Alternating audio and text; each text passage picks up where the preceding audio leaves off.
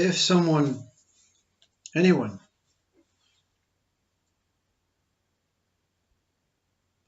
had said to this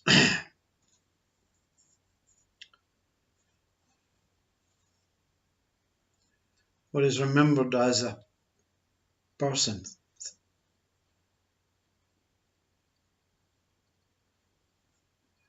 had said to this recollected identity person that I used to be,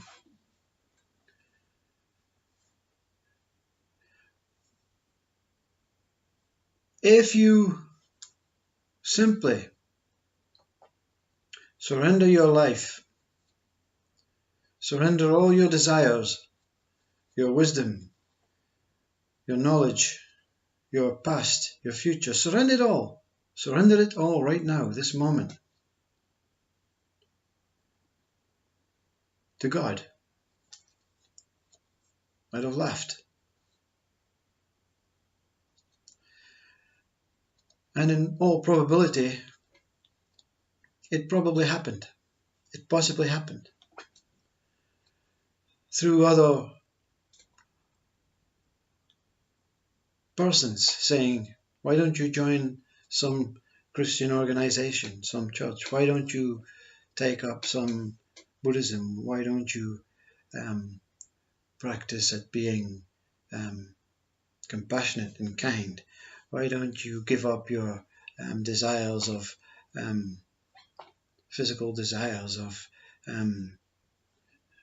vices or alcohol or whatever, all these things that is said to create demons towards the association or the relationship between you and God? I'd have laughed, and I probably ignored all these comments, because you have to make the decision based on a relationship that you would like to recreate with what most call God, but you may have some sort of other name depending on your nationality, your religion. Maybe Brahman, absolute, maybe Source, Christ, consciousness. It can be consciousness, the moment, whatever the name is. It's up to you to recreate, re-bond, re-merge, and surrender your total life to one thing. A singular relationship between you and God, where no one can come between. Nothing can come between, you see. This is not a physical relationship. This is not practice that you have to do. That may be part of it, but the relationship is, I absolutely worship and adore myself. I absolutely worship and adore God.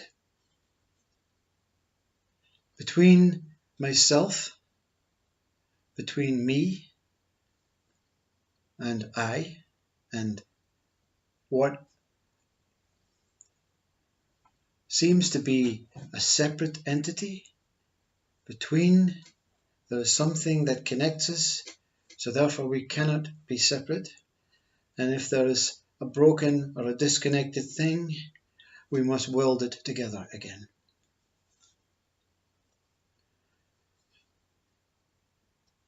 When you surrender as a person to anything, the surrender must include, I would die for you. I would die for you. This I, not the body dying for you, but even that, I would sacrifice my whole existence as a human being just for you, just so that we can remain as one, that we can remain together. But you don't have to start at that point. Say, you know what? I worship you. I will keep my eyes, my feelings, my senses, my thoughts on you. Neem Karoli Baba says, every moment of every day, God is in his mind. That is true worship, you see. We want semi-worship. We want ad hoc, part-time worship. But that's fine to start with, you see. Because the welding, the recreation, the rebonding, the reuniting yourself with your true source, that umbilical cord that secretly lies within you. The reason your umbilical cord is disconnected from your mother is to force you into a world of solitude, of aloneness, of singularity. So that you, from the moment the umbilical cord is broken, are longing to be reconnected. But you're never not disconnected to God. It's just that you need to find where this umbilical cord is that has no shape, form, size, or measurement, but lies within your hara, adjacent to where your old physical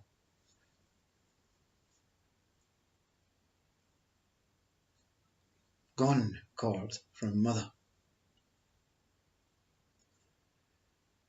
You're like a puppet the minute the umbilical cord is cut from mother. You're like a puppet dangling from the invisible cord that you think does not exist. The only thing that is actually keeping you or any being on this earth is that you cannot ever be disconnected from your source, your God, your Brahman, your absolute, same name, same one, different names. It's impossible, you see. You can't disconnect because you can't find the umbilical cord, and the one that is attached at the other end is never, through loyalty, through trust, through adoration towards you doing this service for this God, to be a vessel so that this God can see itself through you, as you, for you, because of you, with you.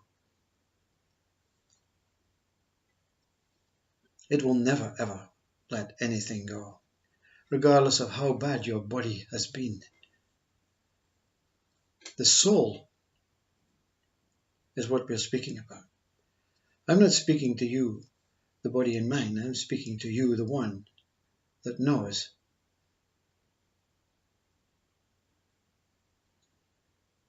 The one that is never, ever not forgotten. This surrendering does not really have to take place. I remember a video from a YouTube guru who said, it's not about remembering. Remembering is a mind activity, a human form mind activity, to remember what your body did or to remember the past. You see?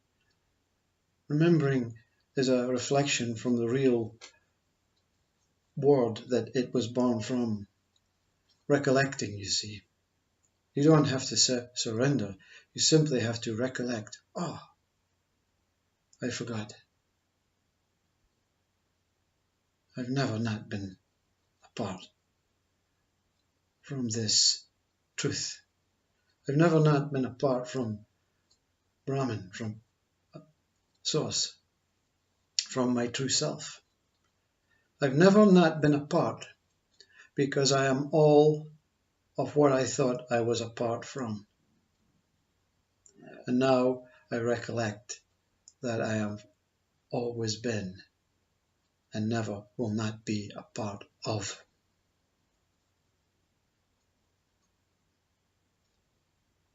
Papaji says in his poem Self, surrender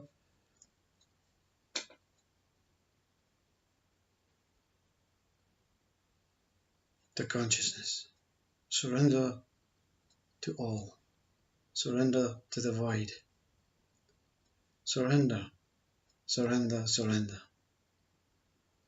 Fall, drop, give up everything to be reunited through a thought, a recollection of a thought. My God, I thought we separated. Now I know we've never not been one. And then spend the whole of what is left in this body worshipping this one through yourself. See, you cannot worship this one outward. Outward means separate. Inward means umbilical connection, umbilical reunion. Follow this windy path that is no distance, no measurement, no size. This point, this total core knowing where everything is born from. This point is within you, between your form, organic body, and your soul, spiritual body, lies a space that this void is into the heart of Atman, heart of God. This space where you cannot find in meditation, you cannot find in this external world, you cannot find in a spiritual world. Only thing you can find in both these worlds are clues to the real space between in and out, between dark and light, between mind and no mind, between man and woman, between form and formlessness, between space and no space. Whenever a word comes, there is an opposite, and it's neither of these two. You're always between. You're the in-between state that is stateless. But it's not even stateless. It's not even a state.